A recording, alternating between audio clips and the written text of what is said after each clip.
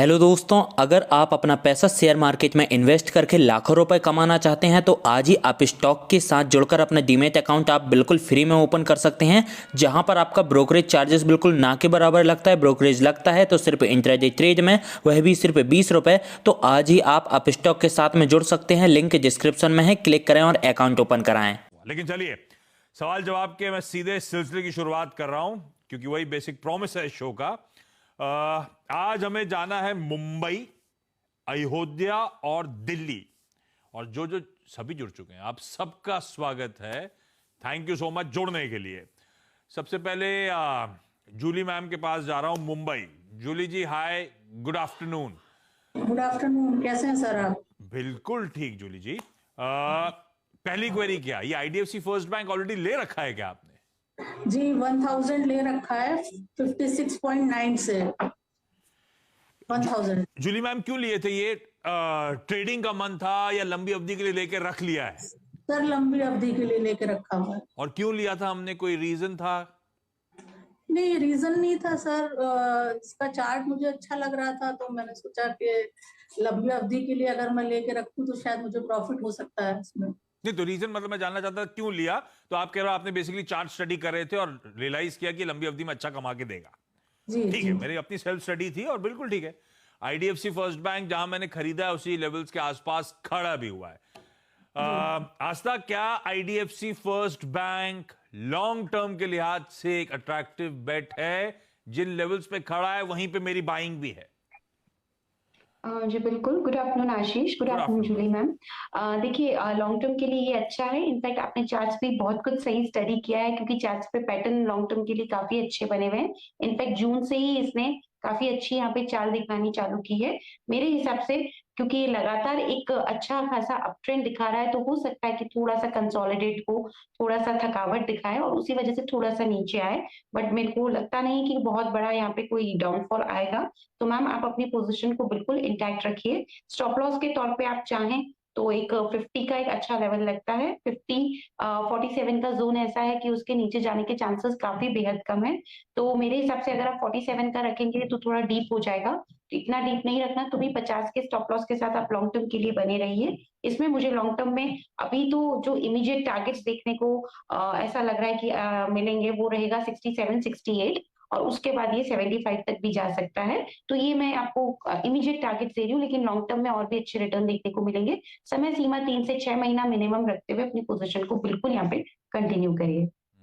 बिल्कुल बने रहिए। और इसी आईडीएफसी फर्स्ट बैंक पे क्वेरी थी अयोध्या से नीतू सिंह जी की भी। नीतू मैम, आपने भी, उनके तो 3000 शेयर हैं, 55 की बाइंग। नीतू मैम, आपने भी लॉन्ग टर्म ले रखा है? Good afternoon. Yes sir, good afternoon sir. Sir ये काफी टाइम से ले रखा है, 5000 है सर। अच्छा, 5000 है तो आज तक कॉल यही है ना, होल्ड करना है? जी बिल्कुल, कॉल होल्ड करना है और 50 का एक स्टॉप लॉस लगा के बिल्कुल पोजीशंस को कंटिन्यू रखिए। हाँ, तो आईडीएफसी फर्स्ट तो दोनों की क्वेरी सिमिलर थी, इसीलिए क्विकली रैप अप कर रहा हूं। लेकिन इस बीच नायका के रिजल्ट्स आते हैं, आजकल बहुत चर्चा में है। एफएसएन ई कॉमर्स वेंचर्स रिजल्ट्स के बाद अब ये स्टॉक वापस 44-45 रुपए, 3.5-4% ऊपर है। नंबर्स क्या है? 1.2 करोड़ रुपीस के वो मिनिस्क्यूल प्रॉफिट जो क्लॉक करते पिछले साल इसी क्वार्टर में, वो बढ़ के हो गए 4.1 करोड़। पर वो साल दर साल से अच्छा है। सीक्वेंशली 9% के आसपास प्रॉफिट्स में डिक्लाइन आया है। रेवेन्यू का मोमेंटम तगड़ा है, 885 करोड़ के रेवेन्यूज बढ़ के 1231 करोड़ रुपए साल दर साल। क्यू ऑन क्यू भी आपकी स्क्रीन पर है। मेरे पास अभी मार्जिन का आंकड़ा नहीं आया, पर है इसके बहुत वेफर थिन मार्जिन, ये तो स्ट्रीट में सबको पता है। पर आस्था, नायका ऑब्जर्व करा क्या? इशू प्राइस के नीचे स्लेब 975 तक मेरे ख्याल से लो छूने के बाद कल और आज के बीच में वापस अच्छे मूव, थोड़ा सा कॉन्फिडेंस बढ़ रहा है स्टॉक को लेकर। कैसे पोजीशन हो आप लोग? नायका इन लेवल्स पर क्या व्यू बन रहा है?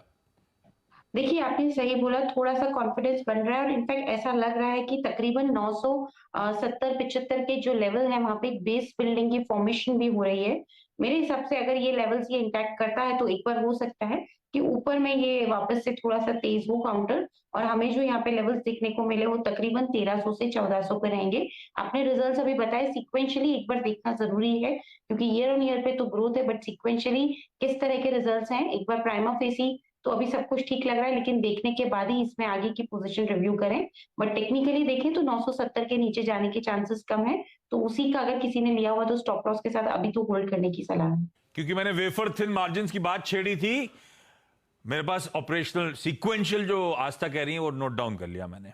इबीटा क्यू ऑन क्यू 33% का jump, Q on Q margin 4% से बढ़कर 5%, 100 बेसिस पॉइंट्स का इंप्रूवमेंट। ऑपरेशनली अच्छे, इसीलिए थोड़ा सा तना हुआ, 4% ऊपर ये स्टॉक इस समय कामकाज करता हुआ।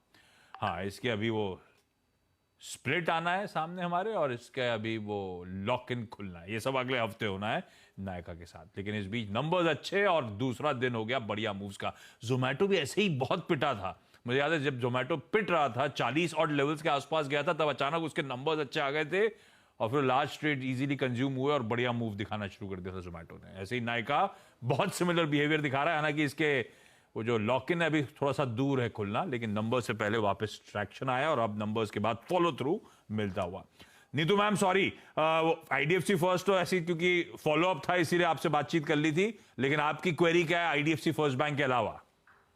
सर मेरे पास पेट्रोनेट है 106 शेयर सर, उसको काफी टाइम से होल्ड कर रखा है। इवन वो 1 पे 1 ये था हमारा, तो उससे हमारा 16 हो गया है सर। उस काफी टाइम लॉन्ग टाइम से है सर, तो सर उसको और ले सकते हैं या उतना ही रखें हम? स्टॉक तो सही लिया आपने। क्यों लिया था पेट्रोनेट? आप चार्ट स्टडी करते हो, फंडामेंटल स्टडी करते हो, या कोई गाइड कर रहा है बढ़िया सा? सर एक्चुअली हस्बैंड गुरु है हमारे, हाँ, वो स्टडी करते हैं और मैं परचेज करती हूँ, होल्ड करती हूँ। हस्बैंड बढ़िया गुरु हैं आपके। भाई बढ़िया प्रॉफिट हो रहा है भाई। पेट्रोनेट एलएनजी में आज था 86 की बाइंग, 210 पे खड़ा हुआ है। क्या करना चाहिए? पोजीशन को होल्ड करूं और फर्दर ऐड करूं, कुछ पार्शियल प्रॉफिट टेकिंग करूं, क्या करते आप? देखिए, पार्शियल प्रॉफिट टेकिंग नहीं करनी है, पोजीशन को ऐड अभी नहीं करना है। 9 तारीख के आसपास नतीजे हैं मैम, एक बार नतीजे आने के बाद देखते हैं क्या करना चाहिए। जो लिया हुआ है उसको आप बिल्कुल कंटिन्यू करिए और एक स्टॉप लॉस के साथ करिए। स्टॉप लॉस यहाँ पे निकल के आ रहा है 194 का, क्योंकि काफी बढ़िया यहाँ पे एक सपोर्ट है 195 के आसपास, तो उससे एक नीचे 194 का आप स्टॉप लॉस लगा लीजिए। वैसे भी आपकी पोजीशन जो है काफी लोअर लेवल की खरीद है, तो ट्रिगर भी हुआ तो आपको कोई दिक्कत होगी नहीं, लेकिन बने रहिए। और ऊपर में एक बार मुझे लगता है कि ये काउंटर वापस से 230 और उसके बाद 250 तक के लेवल दिखाना चाहिए, लेकिन लॉन्ग टर्म में, और रिजल्ट देखने के बाद ज्यादा कॉन्फिडेंस आएगा। तो तब तक रुकिए मैम, 9 तारीख के आसपास शायद नतीजे आएंगे इसके। 194 पे स्टॉप लॉस लगा के होल्ड करिए, और आपके गुरु बता ही देंगे नंबर्स कैसे हैं, तो फिर क्लैरिटी आ जाएगी। मैं लौटता हूं आपकी अगली क्वेरी के लिए। मैं दिल्ली जा रहा हूं, कुमुद गुप्ता जी स्क्रीन पर। कुमुद मैम नमस्ते, गुड आफ्टरनून। कुमुद मैम, क्या सवाल है पहला? पंजाब नेशनल बैंक पर है। हाँ, ये 2000 शेयर है मेरे पास 42 रुपीज में। अच्छा कुमुद मैम, क्यों लिया था ये? मतलब क्यों लिया से मेरा मतलब होता है कि लंबी अवधि के लिए रखने के लिए लिया हुआ है या ट्रेडिंग वेडिंग का मन था? नहीं, ऐसे मैंने इसका 1 ईयर टारगेट देखा था तो 100 कुछ था, जो ये मनी कंट्रोल जो आता है ना इसमें साइट पे, तो मुझे लगा ये उतना नहीं तो कम से कम कुछ तो कुछ मिलेगा।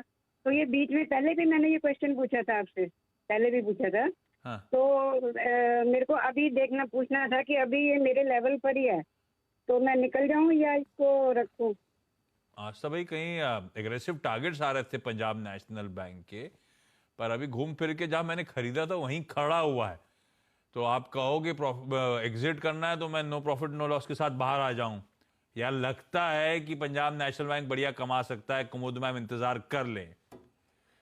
देखिए, वैसे तो चार्ट्स तो ठीक बने हुए हैं मैम। आपके पास 2000 क्वांटिटी है, 1000 क्वांटिटी तो आप रखिए। 1000 चाहे तो थोड़ा सा निकल जाइए, कॉस्ट टू कॉस्ट ही रहेगा, और एसबीआई खरीद लीजिए। सेम ही सेगमेंट का मैं आपको दूसरा बैंक बता रही हूँ, क्योंकि वहां पे थोड़ा सा रिस्क भी कम है, कॉन्फिडेंस भी ज्यादा है, तो आप बिल्कुल यहाँ पे सेफ हो जाएंगे। तो 2000 में से 1000 शेयर्स होल्ड रखिए, और जो आप होल्ड भी रखेंगे उसका स्टॉप लॉस आपको जो यहाँ पे रखना है वो 35 का रखना है। 35 के स्टॉप लॉस के साथ 1000 शेयर्स की पोजीशन में कंटिन्यू करिए पीएनबी में, और बाकी में चाहिए तो आप एसबीआई में कन्वर्ट कर लीजिए। मेरे हिसाब से वहां पे आपको मुनाफा भी अच्छा होगा, रिस्क भी कम रहेगी। मैडम एसबीआई इस लेवल पे खरीद सकती हूँ जो चल रहा है आज एसबीआई के लिए पूछ रहे हो? हाँ, प्रेजेंट जी लेवल में? बिल्कुल, मेरे हिसाब से एसबीआई वैसे तो ये लेवल पे भी ले सकते हैं, लेकिन थोड़ा सा और नीचे आएगा तो आपका रिस्क रिवॉर्ड रेशियो ज्यादा अच्छा होगा। तो आप तकरीबन 550-560 की जोन में एसबीआई को खरीद लीजिए। थोड़ा सा उनको ट्रैक करिए, जब भी इस लेवल पे मिलते हैं तो ले लीजिए। 620 का पहला टारगेट है, लेकिन ये मैं लॉन्ग टर्म के लिए बोल रही हूँ, तो उसका भी आप बिल्कुल यहाँ पे ध्यान रखिएगा। अच्छा, ये जो 1000 पीएनबी हटाए मैंने, उसकी जगह एक दिग्गज एसबीआई ले लिया तो सेफ्टी मिल गई मुझे और बढ़िया रिटर्न्स भी दे रहा है एसबीआई। जो 1000 मैंने पीएनबी रखे हैं आज तक, वो जब पीएनबी पे कन्विक्शन नहीं है तो पीएन अगर रखना ही है सरकारी में तो कोई दूसरा सरकारी छोटे बैंक में शिफ्ट कर लूं क्या, या पीएनबी पे होल्ड करते रखूं? देखिए, पीएनबी में मैंने होल्ड इसलिए करा है क्योंकि मेरे को ऐसा लगता है इस बार सारे सरकारी बैंक अच्छा हाँ, परफॉर्म वो कर रहे क्योंकि हैं, कैनरा वगैरह लेकिन सब जो भाग रहे हैं, बेस्ट है पीएनबी वैसा भाग नहीं रहा है। और ठीक भी है क्योंकि बाकियों की बैलेंस शीट थोड़ी सी ज्यादा बेहतर है पीएनबी से, इसीलिए मैं पूछ रहा हूं वो रखना है या उस 1000 को भी कहीं और चैनलाइज कर लूं? देखिए, मेरे हिसाब से उस 1000 को तो इतना तो रख ही लेते हैं हाँ, स्टॉप लॉस के साथ। ठीक है। पूरी पोजीशन निकलने जैसा अभी लगता नहीं है, ऑल्दो पीएनबी के साथ एक बड़ी दिक्कत है, उनके एनपीएस बहुत ज्यादा होते हैं, तो वो एक दिक्कत है। लेकिन इस बार शायद अगर रिजल्ट अच्छे आ गए तो इनको ऊपरी लेवल में निकलने की यहाँ पे शायद मौके मिलेंगे। तो मेरे हिसाब से उतना अपन को वेट करना बेटर है, लेकिन 1000 को तो आप एसबीआई में बदल दीजिए, कोई दिक्कत लगती नहीं है। ठीक बात। कुमुद मैम, अगली क्वेरी के लिए आता हूं। जूली जी, आईडीएफसी फर्स्ट बैंक के बाद दूसरा स्टॉक कौन सा? आईएक्स है सर मेरे पास, 300 167 की बाइंग है। और ये क्यों लिया था आईईएक्स? सर जब लिया था तब बहुत अच्छा परफॉर्म कर रहा था, फिर बाद उसके बाद ये गिरता गया। मैंने 100 लिए थे, लेकिन थोड़ा मैंने इसको फिर मैच करने की कोशिश की थी, लेकिन अभी चार्ट पे बहुत वीक दिख रहा है, तो मैं थोड़ा कंफ्यूज हूँ कि क्या करूँ, होल्ड करूँ कि निकल जाऊँ। जब चार्ट इतना क्लोजली ट्रैक करते हो तो आप बेसिकली थोड़ा सा ट्रेडिंग माइंडसेट है। स्टॉप लॉस वगैरह लगाते हो या कोई क्रिटिकल लेवल को वॉच आउट करते हो आप जूली मैम, या नहीं, लेने के बाद भूल जाते हो? नहीं करते हैं, स्टॉप लॉस लगाते हैं सर। तो इसमें क्यों नहीं लगाया? सर इसको मुझे पता नहीं क्यों लग रहा था कि ये काफी अच्छा परफॉर्म कर सकता है लंबी अवधि में, तो इसलिए मैंने इसमें स्टॉप लॉस नहीं लगाया था। मैंने थोड़े इसमें और खरीदे थे मैंने। ठीक है, शुरुआत मैंने 100 से की थी। हाँ। फिर ये अभी 167 पे आके 300 हो गए सर। तो मैं ये चाह रही हूँ कि अगर इसमें और ऐड कर सकते हैं या फिर निकल जाना चाहिए। वैसे असल बात लंबी सही है, अवधि ये का है मेरा। आईईएक्स जैसे बिजनेसेस, मोनोपोली या मोनोपोलिस्टिक बिजनेसेस बीच में बहुत चमके थे। वो सारा ग्रुप बहुत सॉलिड रेट हो रहा था, मोमेंटम ठंडा पड़ गया है। क्या व्यू बन रहा है आईईएक्स में, क्या करना चाहिए जूली मैम को? देखिए जूली मैम, एक चीज और है, जब आपने लिया था माइट भी चार्ट अच्छे हों, लेकिन फंडामेंटल्स इसके धीरे धीरे वीक होना चालू हो गए थे और कंपटीशन भी काफी ज्यादा है। 2-3 फंडामेंटल्स जो मेजरली हैं वो अभी इतने फेवरेबल रहे नहीं है इस पर्टिकुलर काउंटर के साथ। तो अभी आप एक ही काम कर सकते हैं, आप जो पोजीशन को अगर लॉस नहीं बुक करना है तो एक बार मेरे हिसाब से एक इम्पोर्टेंट लेवल है 133 के आसपास, उसका एक बार क्लोजली वॉच करिए। इनफैक्ट आप तो चार्ट्स भी देखते हैं तो वहां पे काफी इंपॉर्टेंट सपोर्ट बना हुआ है। 133 के नीचे अगर आपको ऐसा लगता है 133-32 के नीचे अब ये जाने लगा है और उसी के नीचे ये लगातार क्लोज हो रहा है, तो फिर एक बार लॉस बुक करके निकलना बेटर रहेगा, क्योंकि फंडामेंटल भी सपोर्टिव नहीं है और 132 के नीचे टेक्निकल भी ये सपोर्टिव नहीं रहेंगे इसके। तो तब तक एक बार हम रुकने की यहाँ पे कोशिश करें तो बेटर है, लेकिन ऊपर में मेरे हिसाब से ये बहुत बड़ा रेसिस्टेंस है उसको 146-47 के जोन में। वहां से अगर पार हुआ तो ही कुछ इसमें तेजी आएगी और आपकी कॉस्ट प्राइस तक आएगा, नहीं तो चांसेस अभी यही है कि एक बार स्टॉप लॉस के साथ वेट करें, लेकिन अगर किसी भी वजह से ट्रिगर होता है तो एग्जिट कर लीजिए। ठीक बात। 133, 132 ये नहीं टिके तो दिक्कत है, फिर हम एग्जिट करेंगे, लॉसेस बुक करेंगे इस स्टॉक में। नीतू मैम, अगला सवाल। सर नेक्स्ट मेरे पास एल&टी फाइनेंस है सर, उसको परचेज तो किया था हमने 84 पे, बट सर कई बार उसको खरीदा बेचा तो इस वजह से आई थिंक उसका रेट ऊपर हो गया है। सर उसको हमने लॉन्ग टर्म के लिए लिया है, वो साल 2 साल 3 साल हम रख सकते हैं। ये आपने तो चुना कि उसमें गुरुजी ने चुना?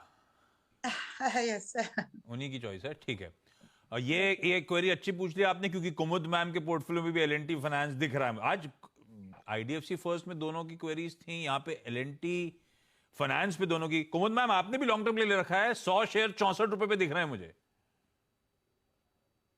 ये मेरी परचेजिंग बहुत पहले की है, 2010 की। अरे और ये नाम बड़े थे इसमें, बाकी इसके आर्म्स एल&टी के सब बढ़िया कर गए आस्था ओवर द इयर्स। अब तो खैर पिटे हैं आईटी वाले। ये एल&टी फाइनेंस कभी कमा के दिया नहीं किसी को। अब दो लोग फंसे हुए हैं, एक ने 64 की बाइंग, फंसे मतलब दो लोगों की क्वेरी है, एक की 64 की बाइंग, एक की 84 की बाइंग। क्या व्यू बन रहा है एल&टी फाइनेंस में, चलेगा क्या कभी?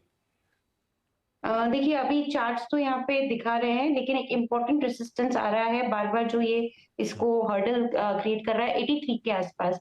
तो ये 83 से लेके 86 के जोन को अगर ये पार करने में ये कामयाब हो गया तो फिर मेरे हिसाब से ये चलना चाहिए। अगर किसी ने 64 रुपए में लिए हुए हैं तो उनको तो दिक्कत नहीं है, वो तो पोजीशन को होल्ड कर सकते हैं 75 का स्टॉप लॉस लगा के। अगर ट्रिगर भी हुआ तो मुनाफा देके जाएगा।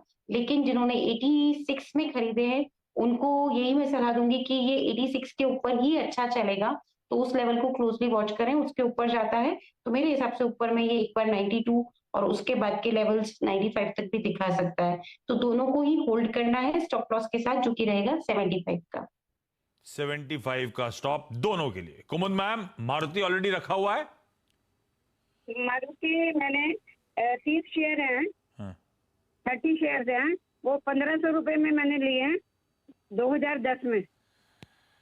ये फिर इसमें सवाल क्या रह गया? अब अभी क्या आपने करूं? छप्पर फाड़ दिए इसमें तो। अभी अपनी सवाल है क्या वैसे सीरियसली आप जानना चाहते हो, रखे रहूं या मुनाफा बांधूं, ऐसा कुछ है क्या? नहीं, रखना ही है वैसे तो, पर रखना उचित है कि नहीं? भाई रखना है, लेकिन रखना उचित है कि नहीं आस्था? मैम ने बढ़िया कमा रखा है इसमें, 1500 वाला 9.5 पर है और आज ब्रोकरेजेस कहती हैं कि 12-12 हजार रुपए तक जाने की तैयारी। रख लूं ना? जी बिल्कुल। मेरे हिसाब से अभी जो इमीडिएट मैंने टारगेट कैलकुलेट किया है वो तो यहाँ पे 10,700 तक का आ रहा है, तो वहां तक तो जाने की काफी स्ट्रॉन्ग चांसेस है। उसके बाद शायद 12,000 भी जाए। मैम आराम से रखिए, निश्चिंत होकर, कोई दिक्कत नहीं है, ये आपको आगे भी अच्छे ही रिटर्न देगा। तो मैं तो बिल्कुल इसी फेवर में हूँ कि होल्ड करना चाहिए। 2.5 लाख रुपए के आसपास मारुति में मुनाफा हो रहा है। कुमुद मैम, जब एग्जिट करें तो पार्टी दे दीजिएगा हम सबको। इस नोट पर जूली जी, नीतू जी, कुमुद जी, आप सबका धन्यवाद इस प्लेटफॉर्म पर जुड़ने के लिए। आस्था बहुत बड़ी तरीके से सारी क्वेरीज आज सॉल्व करने के लिए, और आज मैंने सारी क्वेरी सॉल्व कर डाली जितनी भी आई थी सबकी, तो सब सेटिस्फाइड लौट रहे हैं। थैंक यू सो मच जुड़ने के लिए आप सबका। ब्रेक ले रहा हूं, ब्रेक के उस पार एक क्विक मार्केट चेक।